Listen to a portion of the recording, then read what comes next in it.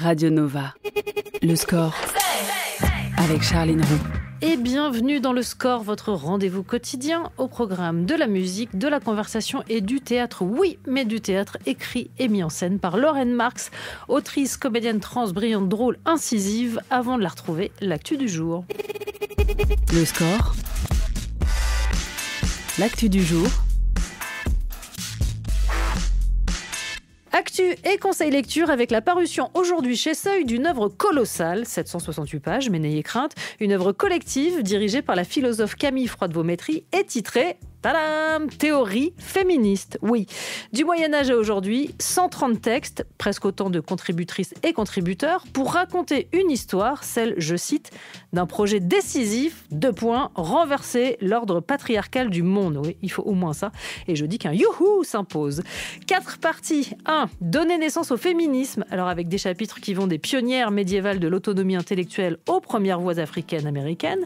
2. Critiquer la domination patriarcale. Oui, là aussi, il y a du boulot, où il est question de capitalisme, de vivre sans les hommes, de lesbianisme politique de Simone de Beauvoir et des ambiguïtés du féminisme d'État. 3. Révéler les oppressions, les liens entre savoir et pouvoir, le tournant intersectionnel, l'écologie, la culture, la religion sont au programme. 4. Réinventer le monde, où est étudié le tournant queer, les violences systémiques, les enjeux de la santé mentale ou encore les parentalités et les masculinités. Oui, pluriel. Ceci est un teaser fait de mots qui personnellement mettent en action mes petits neurones et me donnent carrément envie de poursuivre la lecture. Théorie féministe sous la direction de Camille Froide-Vaumétry, c'est à lire, à la vitesse qui vous sied, mais c'est à lire et c'est aux éditions Seuil. Dans un instant, on retrouve Lorraine Marx, mais juste avant, CeeLo Green, fuck you. Le Score. 18h30, 20h. Charline Roux. Sur Radio Nova. Autant ne pas vous le cacher, je suis aussi joyeuse qu'impressionnée à l'idée d'accueillir mon invité du jour. Sa répartie est aussi éclairante que rapide, comme l'éclair, justement. Autrice hors pair, elle est au théâtre contemporain, ce qu'un ancien ministre est aux jeunes qui lui font les poches, soit une tarte dans la gueule, mais ici, salvatrice. Ses fiches de lecture sont devenues mon addiction Instagram, comme ses podcasts, tout comme ses revues de presse, de films et autres points de vue sur l'actualité. Je ne suis certes pas le couteau le plus aiguisé, mais je le dis ici, elle m'aide à réfléchir. Et c'est déjà une vaste mission. Sur ma wishlist, l'entendre s'attaquer aux œuvres du programme du bac français, ça simplifierait ma vie domestique. On parle de théâtre aujourd'hui avec Portrait de Rita, Jag et Johnny pour un temps soit peu, puisqu'elle est autrice, brillante, trans, princesse monologuée, comédienne, neuroatypique, drôle, incisive, et elle vous en brasse, merde, plâtre, rayez le suffixe inutile. Bonjour Lorraine Marx. Salut. Ça me fait très plaisir que tu sois là aujourd'hui. Oui, moi aussi, je suis contente. Comment ça va ? Ça va. C'est une question tout à fait ordinaire, mais dont la réponse m'intéresse, en fait. Je me dis qu'on ne se le demande jamais assez sans... Tu es très mal tombé, je déteste le small talk, je réponds jamais à ça va. Ah ouais ? Il y a trop de réponses, ça m'angoisse même. C'est vrai ? Mais non, parce que là, je te dis ça va, mais la vérité... Bof ? T'as le droit de dire bof ? Non, ça va pas bof, non, ouais. Je gagne de l'argent, je suis invité à des émissions, mais de là à dire que ça va, c'est un peu plus complexe, non ? Oui, je suis assez d'accord. Alors, on arrête le small talk et je te pose tout de suite la question rituelle de cette émission. Quelle place prend la musique dans ta vie de tous les jours et à quoi est-ce qu'elle te sert, si toutefois elle a une fonction ? Elle a une fonction. Déjà, la fonction, c'est de ne surtout pas en écouter trop, parce que la musique, ça me... Comme je suis... j'ai plein de diagnostics, mais il y a au moins bipolaire quelque part, et du coup, ça me crée des émotions trop fortes. Donc, toute seule, j'en écoute jamais, quasiment. J'en écoute dans la rue. J'essaie de sélectionner des musiques qui me rendent pas agressive dans la rue. Voilà, pas trop de rap dans la rue parce que sinon je pète un câble. Et sinon, la musique, pour chaque pièce, chaque texte, pas pièce, j'écris des textes et après je les adapte. Je dis ça parce que les libraires, ils me foutent tout le temps au fond des... donc là, on va carrément écrire roman court, on va remettre ça au goût du jour, le roman court en France, parce que j'en ai marre d'être au fond des librairies. Mettez-moi... Tout le monde est fan de moi, mais quand je vais dans les librairies, c'est au fond. Voilà, ce sont des textes. Et du coup, chaque texte a une... des fois un style musical, ou des fois une seule chanson que j'écoute en boucle. Mais quand je te dis en boucle, c'est 10 fois par jour pendant des mois. Voilà. Ça a été le cas là, pour les 3 textes dont on va parler ? Oui, chaque texte, depuis toujours. Très bien. Eh ben, on va entrer dans le détail. Je t'ai demandé de choisir 5 titres dans les playlists de Nova. Le premier est signé Blur, Girls and Boys. On en parle juste après. Le score sur Nova, sur Radio Nova. Avec Charline Roux. Aretha Franklin sur Nova avec Respect. C'est marrant comme ce titre sonne toujours d'actualité. Voilà. Je pense à voix haute. Je suis toujours en compagnie de Lorraine Marx. Alors, je le disais, pas mal d'actualités. Dans le cadre du Festival d'automne, il y a Portrait de Rita qui se joue jusqu'au 30 septembre au Théâtre Ouvert à Paris, puis en tournée. Il y a Jacques et Johnny le 27 septembre au même endroit, et puis ensuite au Théâtre de la Reine Blanche en octobre. Et puis il y aura aussi pour un temps soit peu les 14 et 15 octobre, espace 1789 à Saint-Ouen. Avant qu'on en parle dans le détail, qu'est-ce que le stand-up triste ? C'est une forme qui me permet de me libérer de l'état déplorable du stand-up en France, qui en fait, tout le monde a oublié que ça pouvait être de la littérature et que c'est pas un enchaînement de vannes un peu claqué sur ton quotidien ou ta petite expérience.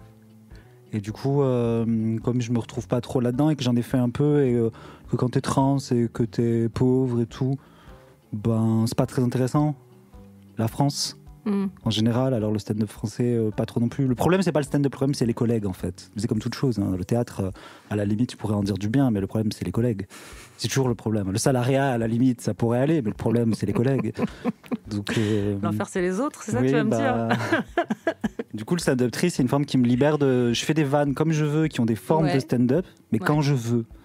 Et si je veux. Sans obligation de rendement. Non, de rendement. Le rendement, je pense qu'ils n'ont pas connu le salariat. Peut-être Moi, je me vois pas faire du stand-up pro avec toutes ces années de salariat, quoi. C'est-à-dire que jamais, au grand jamais, on t'entendra dire « Je sais pas si vous avez remarqué, mais... » Je crois pas, non. C'est trop tard pour moi. Dit long. Je voulais te demander aussi ton rapport à la fiction, parce que la base de ton travail, ce sont des histoires vraies, des récits. Il est double. Enfin, moi, j'adore ça dans ma consommation, mais pas dans ma création. Je suis pas très intéressé par ça. Je suis plus intéressé comment je peux prendre quelque chose de vraiment, vraiment réel, et puis de voir comment, avec le style, je peux torturer les choses, respecter l'histoire. En fait, raconter l'histoire de quelqu'un, c'est pas la. En fait, respecter quelqu'un, c'est pas raconter son histoire mot par mot et sensation par sensation. Hein. Respecter quelqu'un, c'est en faire quelque chose de suffisamment intéressant à écouter pour que les gens se disent waouh, quelle histoire, tu vois. Mais j'ai besoin de l'histoire de quelqu'un parce que je sais pas, il y a un truc un peu grillé en moi, tu vois. Je suis une enfant maltraitée et du coup. Il y a un truc à un moment où j'ai senti que mon empathie, elle était plus là sur plein de trucs, tu vois. Et du coup, c'est facile de se renverser en moi, de verser son histoire en moi, et après, j'en fais quelque chose. Mais si je dis que, par exemple, dans tes textes, t'es pas là pour sous-entendre, mais au contraire pour faire entendre, est-ce que je me fourvoie complètement ? Non. Je pense que le sous-entendu, c'est une manœuvre bourgeoise pour ne pas avoir à... pour surtout pas se faire d'ennemis. En fait, les bourgeois, ils ont un truc qui s'appelle le réseau, et ils ne peuvent jamais, au grand jamais, se brouiller avec les gens de leur réseau. Ils ne peuvent pas s'en priver. Moi, je viens de la Hesse, comme on dit. Je suis une cassos. Et quand je dis cassos, je le dis à dessein, parce que j'ai été chez l'assistante sociale, j'ai été à mendier, à voler, et du coup, j'ai pas de problème à me faire des ennemis, en fait. Je suis trans.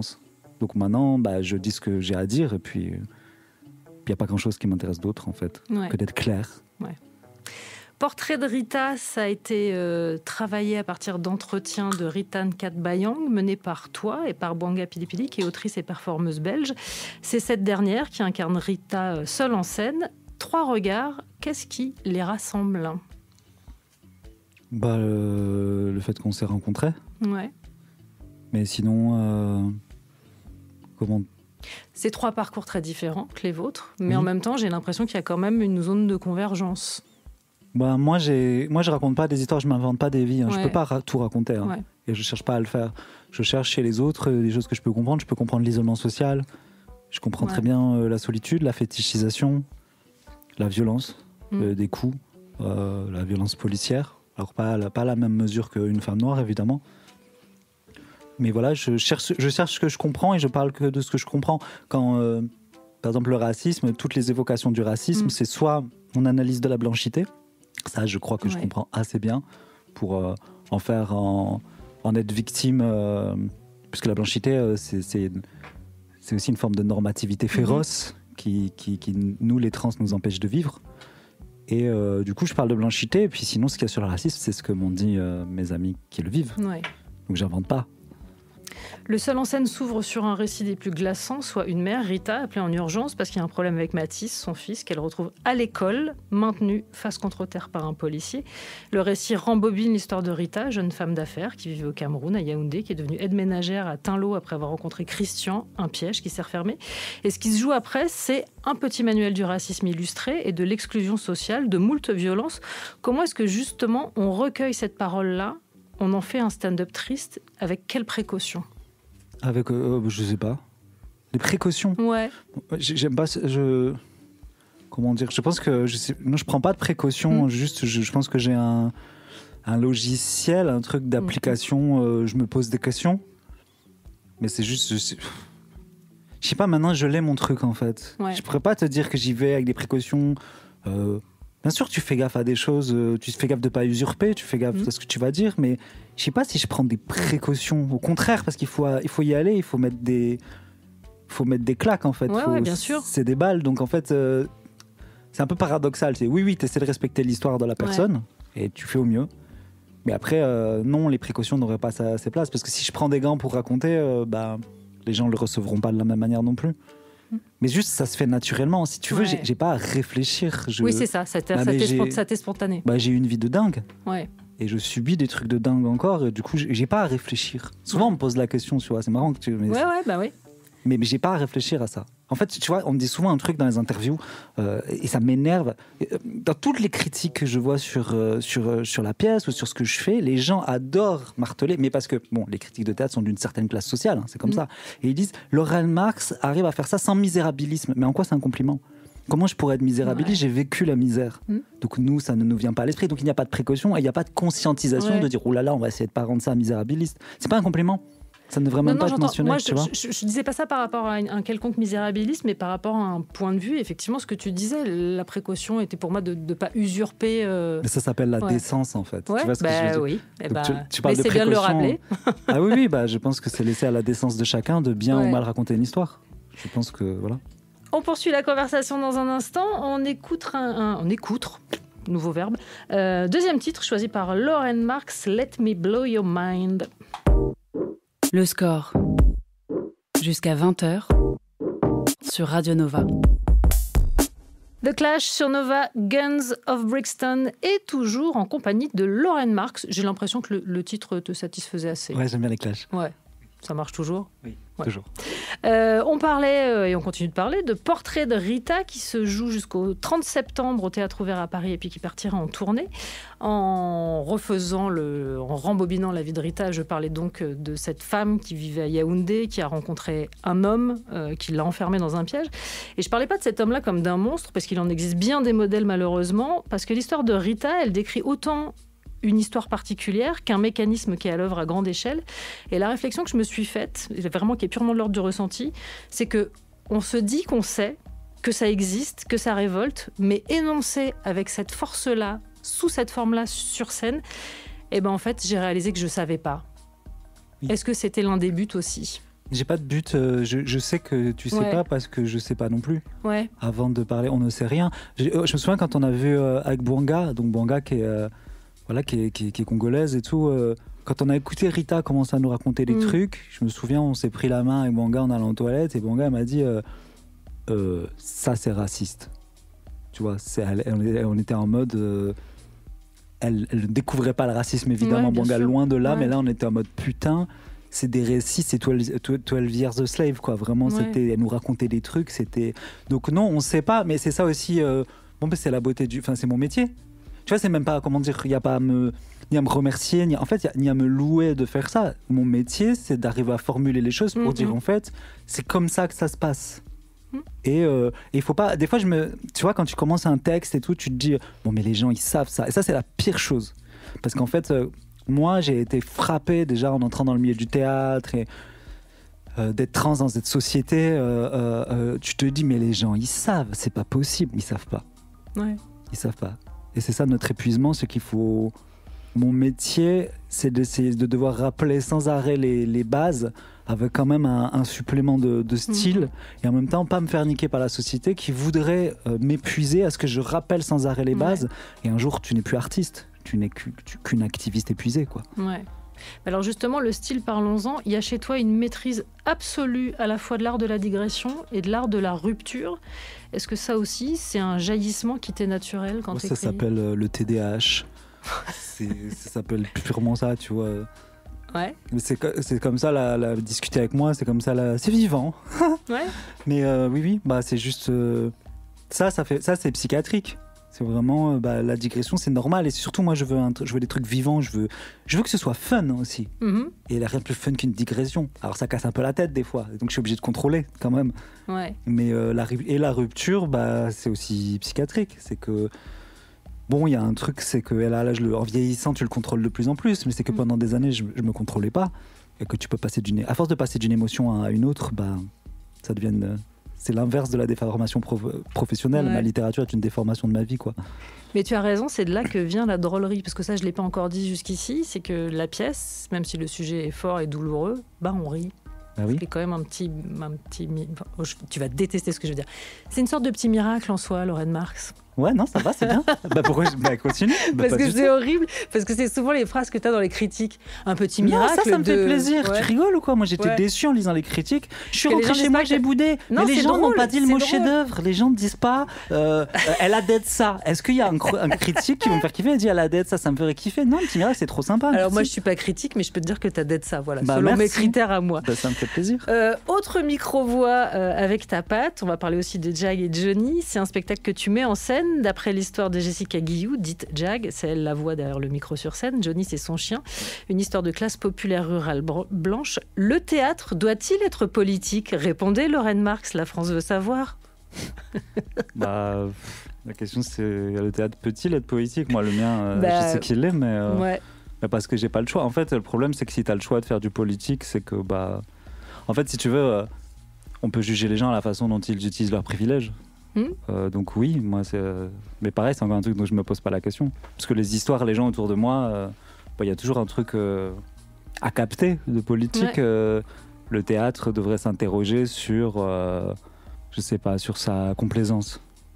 Mais parce que, encore une fois, ceux qui font le théâtre sont des gens d'une certaine classe sociale, c'est très bourgeois, donc le théâtre est obligatoirement politique, mais le théâtre est un univers de subventions et de réseaux, et les gens ont peur de perdre l'un et l'autre.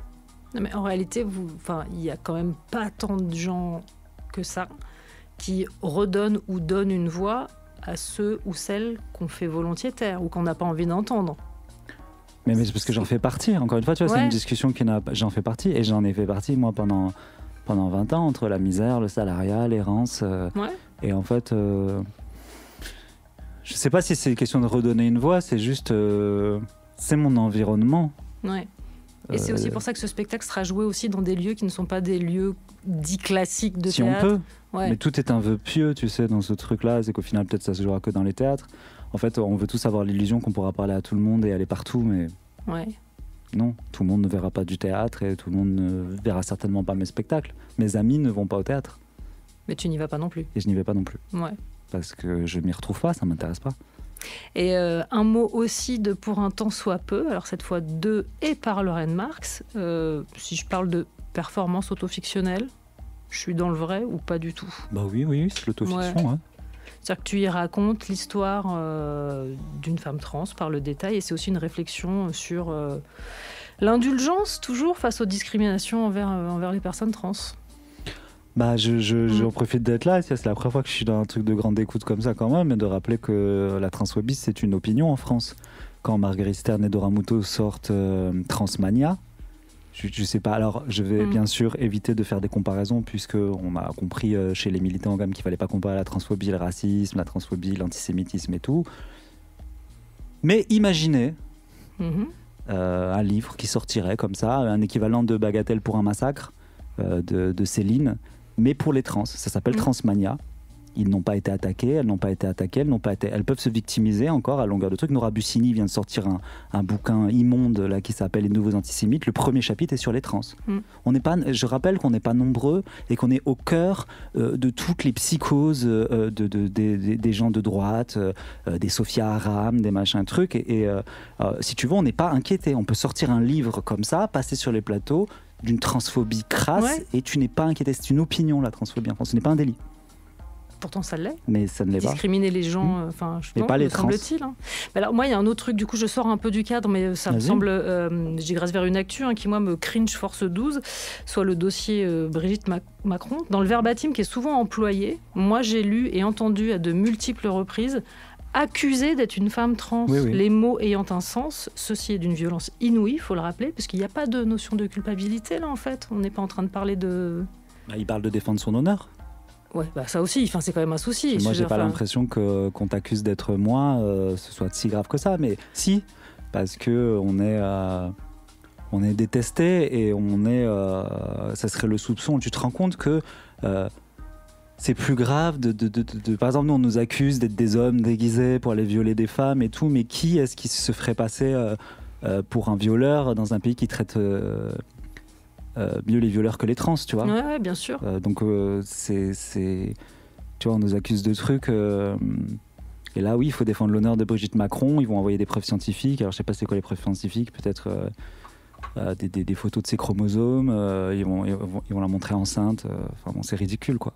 Ouais. Et de toute façon, Macron est un transphobe. Enfin, je veux dire, Macron, il fait des blagues sur aller changer de sexe en mairie. Il le dit à la télé.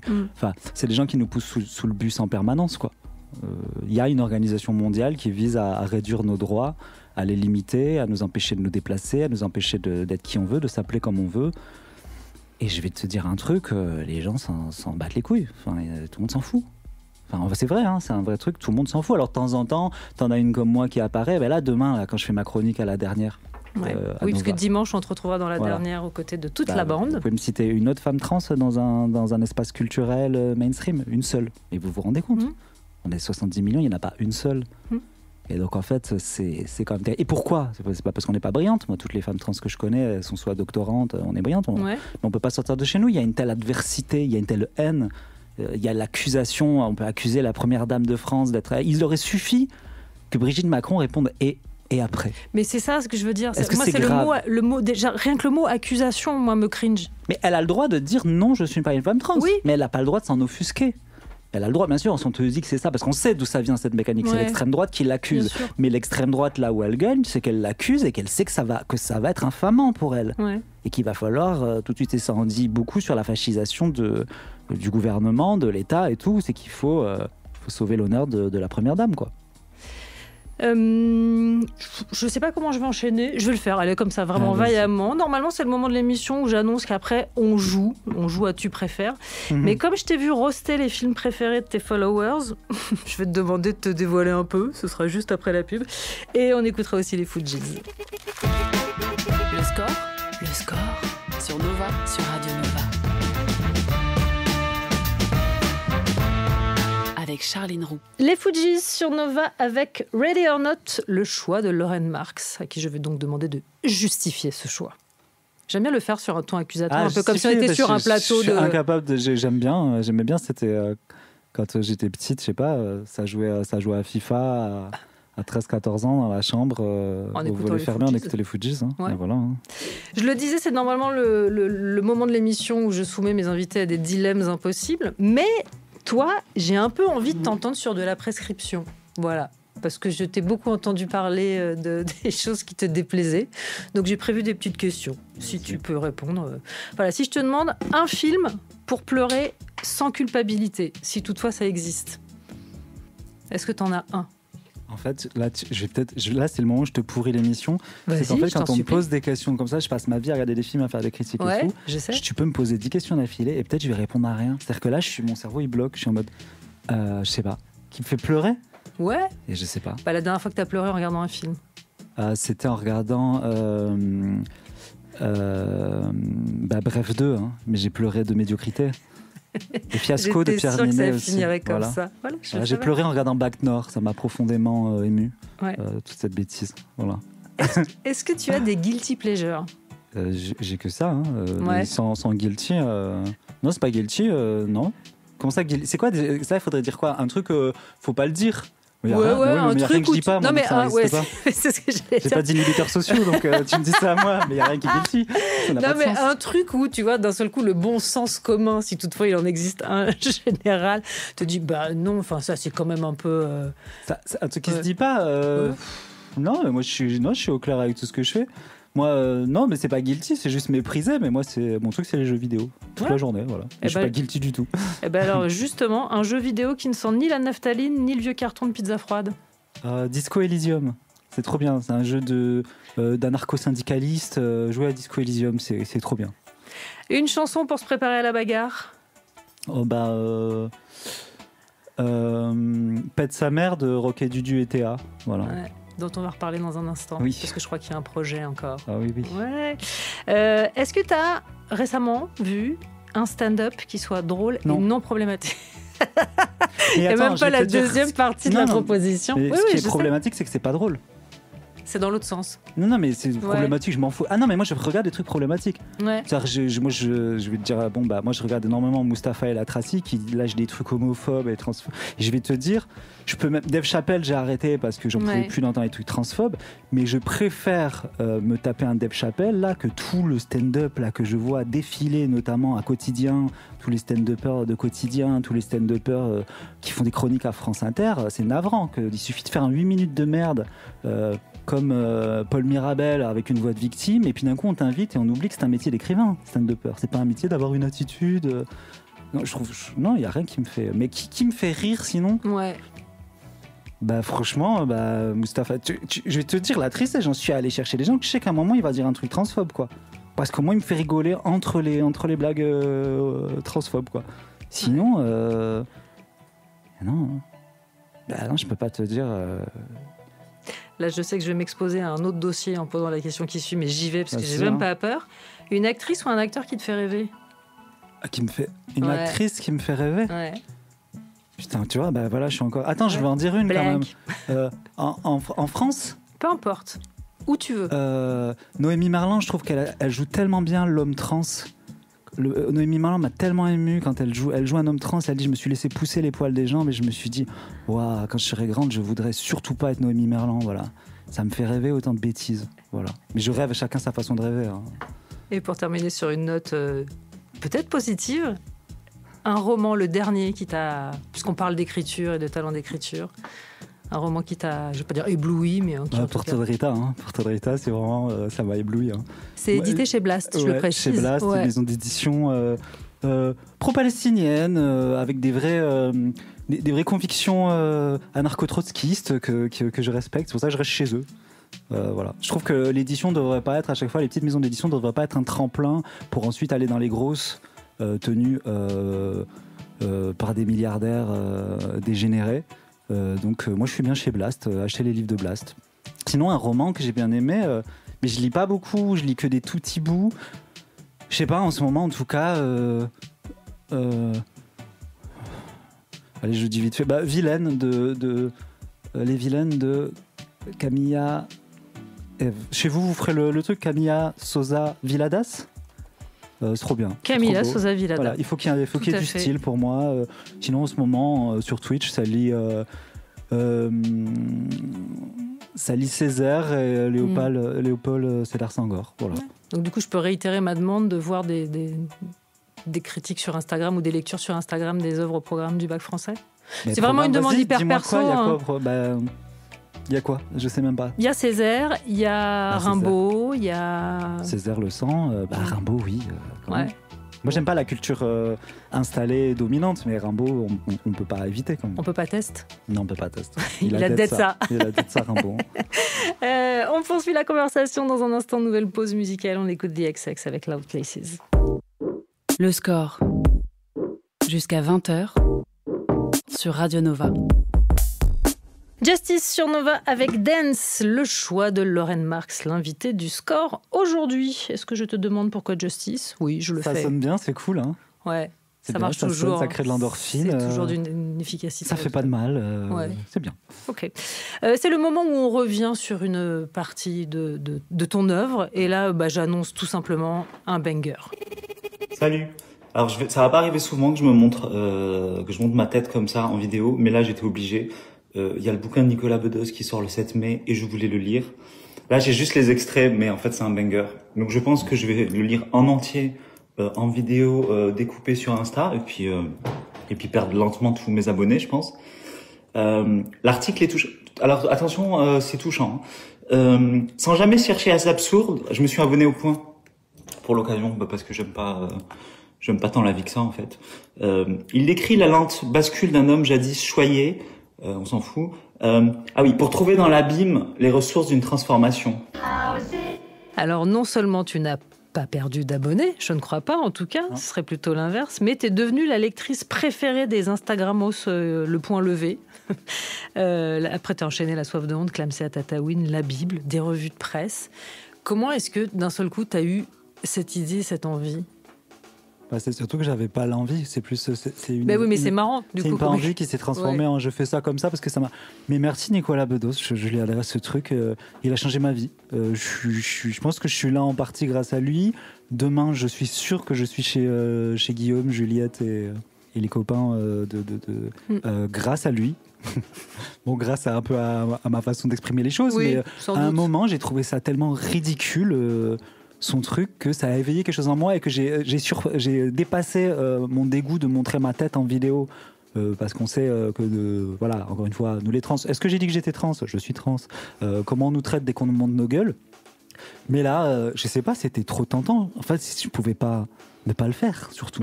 Et ça, voilà, ça a changé ma life.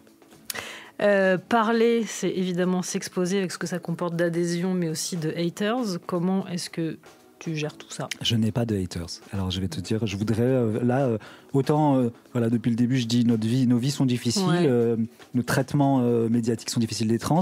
Il y a une adhésion, je pense j'en ai, mais je reçois tellement d'amour, ça a tellement changé ma vie en bien. Tous les jours je reçois des messages de. Des fois des gens viennent me dire oh là je suis pas tout le temps d'accord avec toi, mais c'est pas grave. Déjà on n'est pas obligé d'être d'accord, mais je me réveille pas le matin avec des insultes. Non. Ouais. Je pense que les gens, je les fais marrer. Je pense qu'il y a un besoin de cette parole que j'ai qui est très brutale, j'ai pas envie d'utiliser des mots, mais qui est brutale. C'est un humour qui est brutal et en même temps qui n'existe plus trop parce qu'en fait, on a des tonnes de bouffons qui passent les uns après les autres, nous dire on peut plus rien dire. Il y en a plein qui se surveillent parce que moi, j'ai conscience que je critique beaucoup, mais les gens qui sont à la radio, tout ça, si tu es trop subversif, tu ne peux pas tenir. Donc moi je suis t'es obligé. Je sais que tu veux que moi j'ai peur. Je ne sais pas si je serais capable de faire ce que tu fais. Je te le dis honnêtement. Tu pourrais pas. Mais tu ne pourrais pas. Tu perdrais tes privilèges sociaux immédiatement. Moi je viens de pas de privilèges sociaux. Donc les perdre et je les perds pas puisque j'ai été validé pour ma méchanceté. Et je pense qu'on a besoin on avait besoin d'une queer qui soit méchante et qui n'ait pas peur d'être méchante parce que moi je pars de loin. C'est-à-dire je suis une trans et donc je voudrais qu'on m'aime. Et donc, qu'est-ce que je fais pour qu'on m'aime ? Je suis méchante. Et les gens, moi, j'ai senti un besoin énorme de... Bon, on va utiliser les grands mots. Je sais que je suis cathartique. Ça leur fait du bien aux gens. Oui, mais tu vois, de fait, je pense que ça en dit presque plus sur les gens qui adhèrent que sur ton besoin d'être aimé. Genre, ça en dit plus long sur nous. C'est le besoin immense de pouvoir aussi... opposer la même brutalité à nos ennemis que ce qu'ils nous font, puisqu'en fait on est à gauche, on est censé être vertueux et dire alors nous on reprendra pas les armes de la droite, mais alors écoutez-moi bien, je vais les reprendre, je vais le faire en mieux et en drôle, parce que les humoristes, il n'y a pas d'humour à droite, ça n'existe pas l'humour de droite, c'est juste la même méchanceté, malveillance qu'ils déploient en permanence. Moi je suis juste je suis méchante et perverse, voilà. Alors, si je peux me permettre un autre conseil pour celles et ceux qui nous écoutent, allez aussi écouter le podcast L'heure des prololotes. C'est le podcast que tu as avec l'autrice Rose Lamy, à qui on doit entre autres défaire le discours sexiste dans les médias, et à Sandon Beauf. Alors, tu vois, quand je disais en intro d'émission, c'est toujours, à chaque fois j'ai vraiment ce trope de ça fait réfléchir. Et ben en vrai, j'ai écouté plusieurs épisodes en me disant, j'avais pas pensé à ça en fait. Moi, je dis beaucoup de trucs, les gens, ils n'ont pas pensé. Hein. Mais non, mais c'est vrai, je te jure. Enfin, Ouais. tu vois. Alors, autant, effectivement, celui consacré à l'affaire Quanta, j'ai écouté, j'étais... Mais, par exemple, le point de vue sur le film 20 Dieux, bon, sur les valseuses, j'étais relativement d'accord. Mais, tu vois, ça éveille des choses, je trouve. Oui, et encore une fois, je sais que ce qui t'éveille là, c'est pas que tu n'as pas pensé. Je pense que ces choses-là, tu te les dis, mais tu ne les as pas pensées comme ça, avec une sorte de brutalité. Ouais. Parce que 20 Dieux, je sais qu'il a été quand même célébré, parce que les gens sont très contents de voir des bourgeois qui nous parlent de la campagne, mais parce que c'est qui achète les caméras c'est pas les agriculteurs, et c'est pas les gueuches, et c'est pas les cassos. Donc en fait, on est obligé d'être filmé par des gens qui ont les moyens d'acheter les moyens de filmer. Donc on accepte. Et en fait, 20 Dieux, tout le monde est en mode oh, mais non, c'est charmant et tout. Bah non, c'est classiste. Et en fait, de toute façon, et moi je voyais plein de fois même des interviews, t'es dur avec 20 Dieux, on me le dit souvent, t'es dur. Alors on me le dit de moins en moins parce que mon regard, là les gens voient pas, mais arrêtez de me dire que je suis dur en fait. Le monde est dur et mon humour reste à son image. Mais je suis juste. Oui, et il y avait un autre point de vue que je trouve aussi très intéressant, et par là même, encore une fois, je le dis, moi, j'y avais pas réfléchi. Vous parlez toutes les deux de ce qu'on appelle le casting sauvage, c'est-à-dire d'aller chercher des gens dont ce n'est pas le métier pour les mettre dans un film, les voir primer, et en fait les laisser pour compte. Oui, bah par moi la je l'ai suite. vécu en partie. Ouais. Tu arrives dans un milieu, tu sais pas ce que tu fous là, et puis tu vis un classisme que je vis encore Ouais. quand même. Enfin, en tout cas, quand mes amis, quand j'emmène Rock et Dudu au théâtre avec moi, qui sont des gens, mes amis, qui sont soit au RSA, soit allocation handicap, qui sont dans l'isolement social, qui sont, ils subissent immédiatement de la violence de classe. Et donc en fait, moi je l'ai vécu. Tu t'arrives là et tu dois dire merci parce que bien sûr il y a une chose vertueuse de ce que a fait le théâtre pour moi. Il m'a quand même accueilli ce milieu. Ouais. Et ça m'a sorti de la précarité. Et donc maintenant, ma réflexion, c'est tout sauf rentrer dans la précarité, mais tout sauf rentrer dans le rang aussi. Donc il faut trouver un équilibre. Ouais. Et l'équilibre, c'est la méchanceté gratuite. Tu parlais de Rock et Dudu, je poursuis, vous avez un projet commun. Le soleil se lève aussi pour les cassos. Ouais. Projet politique en musique. Ouais, voilà. Et ce sera à voir en janvier, c'est ça? Non, c'est pas. Là, on fait des Vous avez dates commencé à Toulouse, ouais. on va partir en tournée. Maintenant, on a un label, on va le jouer à la fois dans les théâtres, dans les salles de concert. Il y a des moyens que vous nous voyez faire ça à la maroquinerie, des trucs comme ça. C'est un mélange c'est on va dire, c'est une sorte de spoken word vénère avec leur musique à eux. Et on va partir en tournée. Moi, je voulais faire de la musique. Moi, en fait, je me suis rendu compte que ce que je voulais, c'est être en tournée avec mes potes. Et ça me rendait hyper heureuse. Et j'ai juste envie que de faire ça maintenant, d'être hyper heureuse. Ouais. C'est un bon projet, moi, je trouve. Et du coup, c'est un spectacle qui parle d'un truc, parce que tu parlais de Rose. Rose, elle est venue avec un truc, elle vient, nous parle des beaufs et tout, et on en parle des fois entre nous avec Rose. Les cassos, personne n'en parle. Parce qu'en fait, on n'existe pas. En fait, il y a très peu de chances. Le fait que je sois face à toi là, c'est une somme de hasard. C'est parce que Fanny m'a suffisamment aimé, c'était la metteur en scène de Pour un temps soit peu. Il a fallu que quelqu'un m'aime suffisamment déjà pour supporter mes conneries, parce qu'une droguée, cassos, sans famille et tout, c'est pas quelqu'un de recommandable. Personne ne voulait de moi. Donc pour que j'arrive face à toi, et donc avec une parole qui est précieuse, parce que j'ai vécu pendant 15 ans dans la précarité, dans la misère, et donc maintenant j'ai un regard. Donc là, on y va avec Rock et Dudu, qui sont encore dans la précarité, et dont le but du spectacle, c'est que ça les en sorte, et pour qu'on puisse partir en vacances tous les trois, quoi. Et il y a peu de choses qui parlent des cassos. Ah si, il y a des bourgeois qui vont filmer les cassos. Mais c'est surtout que personne ne s'autoproclame cassos. Mais non, c'est mais généralement non. un regard qui est porté du dessus vers... Mais oui, mais quand ouais. Jean Portmanov, il est mort, je sais qu'à un moment, il y a un streamer qui s'appelle Raz qui a dit c'était un cassos. Et tu avais tout de suite un article du Point, je sais pas quoi, qui disait que Raz insulte la... Ouais. C'est pas une insulte, c'est ce qu'on est. C'est le stigmate. C'est comme quand tu dis PD, on n'aurait plus le droit de le dire alors qu'on nous traite de PD toute la journée, mais c'est une insulte. On peut pas dire... et donc, on est des cassos. On est ce que les gens appellent des cassos. C'est-à-dire et on est nombreux. C'est la norme en France des gens au RSA. C'est plus ça, la France. Et en fait, évidemment que ils vont pas écrire des pièces de théâtre. Ouais. Et les seuls cassos que l'on connaît, c'est les rappeurs. Mais c'est méprisé comme culture. Voilà. En hommage à Princesse Monologuée, c'est ainsi que tu te présentes sur Instagram, je propose Princesse K.O. C'est signé Yoa. Le score sur Radio Nova. Shaggy sur Nova avec It Was On Me et c'est le choix de Lauren Marks. Ça faisait très longtemps que j'avais pas écouté Shaggy, figure-toi. Ça fait du bien. Ouais. Oui. Pareil, c'est une chanson parce que les endorphines, parce que feel good, parce que... Oui, de jeunesse, c'était la radio à l'époque. Ouais. C'est le moment du questionnaire rituel de l'émission, le questionnaire de fin. Alors l'idée, c'est de la réponse du tac au tac. Si tu as le droit de dire non, pas, je passe, voilà. Okay. Normalement, ça fait appel à des souvenirs. D'accord. Allez, c'est parti. Le titre qui symbolise le mieux l'enfance. Le titre ? Ouais, la chanson qui symbolise le mieux l'enfance. Ah, on est sur des chansons ? Ouais, chanson. Ouais. Le jeu de la marelle ? Ouais. Okay. Allez, ça marche. Le titre de ton adolescence, la chanson de ton adolescence. Whenever, Wherever de Shakira. Ah ouais. Bah oui, okay. Tu rigoles quoi. Ton hit de karaoké. Bah Bohemian Rhapsody, comme tout le monde. Hein. Ah ouais, mais moi je trouve que c'est vraiment hyper ambitieux, Bohemian Rhapsody. Ouais, mais je suis ambitieuse. Ok. Le titre qu'on serait peut-être surpris de trouver dans tes playlists. Bah moi déjà Shaggy, j'avoue, ça m'a... Ah. Qu'on serait étonné de trouver une playlist. Ouais. Je sais pas si on serait étonné. N'importe quelle chanson de Vald. Ok. Le titre qui te propulse immédiatement sur la piste de danse. Alors déjà, pour m'emmener sur la piste de danse, qui me donne envie de danser. Ouais. Je sais pas.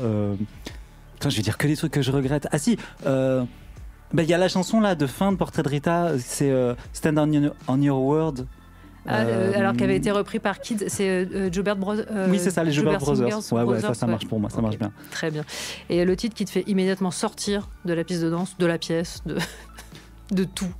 Musulmane de Sardou. Ah, putain. Mon Dieu. Ta chanson de comédie musicale préférée? Je pense que c'est comédie musicale. Attends, mais il y en a trop. Il y a quoi comme comédie musicale? Les Rois du Monde, allez. Ah ouais. Non, c'est pas ma préférée, mais. Ouais, mais moi j'aime bien. Le titre que tu as le plus écouté ces derniers jours? Que j'écoute tous les jours. Qu'est-ce que j'écoute tous les jours dans la chanson que là je mets tout le temps dès que je sors de chez moi et tout.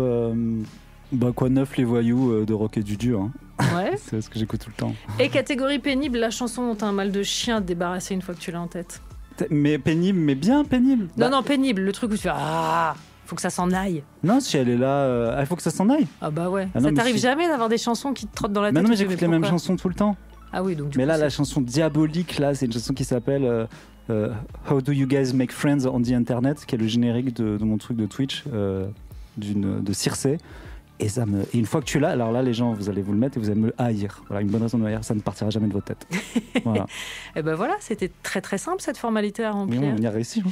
Merci beaucoup, Lauren Marks, d'être passée par le score. Je rappelle donc les activités multiples. Portrait de Rita, c'est jusqu'au 30 septembre au Théâtre Ouvert à Paris et ce sera ensuite en tournée. Jag et Johnny, les 20-27 septembre au même endroit et puis ensuite au Théâtre de la Reine Blanche du 16 octobre au 15 novembre. Pour un temps soit peu, 14 et 15 octobre, espace 1789 à Saint-Ouen. Merci encore. Et je rappelle que les textes sont édités chez Blast. Il est 20h et il est grand temps de retrouver le camarade David Blo en direct depuis Amsterdam avec Parcells.